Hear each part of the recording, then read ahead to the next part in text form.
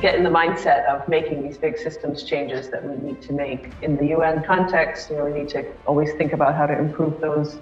And all of your points, we've captured them all. We're recording, we have notes. So all of these points will go right into the summaries for the member states as they're preparing for the HLPF. Global population is projected to reach about 9.7 billion by 2050. That would require the natural resources of almost 3 planets to sustain the current lifestyle patterns. The pandemic has slowed down the progress of targets on Goal 12 in the Asia Pacific, and the region is heading in the wrong direction unless COVID-19 is seen as a wake-up call to reverse the trends. Promote structural reforms of our economic system. Move to more inclusive policies, bringing on board all value chain actors and ensuring that the policies are culturally sensitive and draw on a human rights approach to development. The IMF, as well as the national plans for investment, seem to be actively working against these goals by forcing the type of policies that will have not just negative, but they will take things back. We have a problem now in the Dominican Republic. We are in the middle of the Caribbean, so we have a lot of sun and a lot of wind,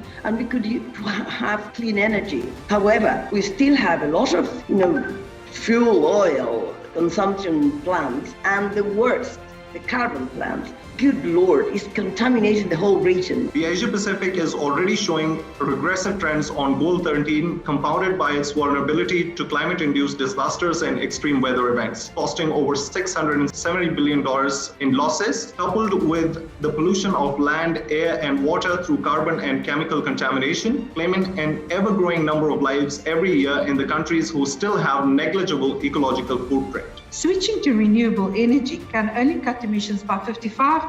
While current efforts are crucial to meet the goals of the Paris Agreement, they do not sufficiently address emissions deeply embedded in the materials and products flowing within the economy. It comes from producing the cars, clothes, food, and other products that we use every day. A just and equitable transition of the workforce with creation of decent and green jobs as confirmed by the Paris Agreement is an integral part of paradigm shift towards zero greenhouse gas and climate resilient economies and societies for all. Not making monitoring frameworks too generic, and actually that the devil is actually in the detail.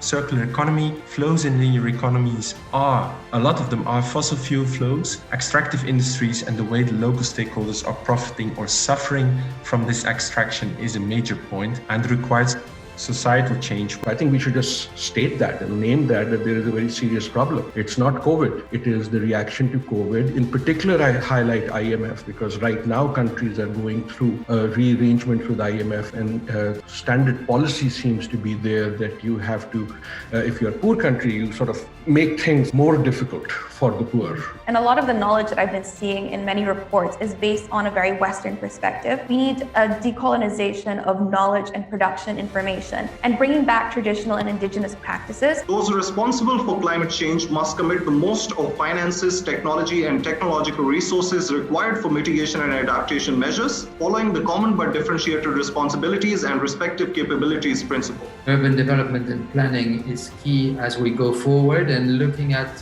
cities as metabolisms could be a good way forward when it comes to circulating nutrients or making sure that we have the right resources at the right place.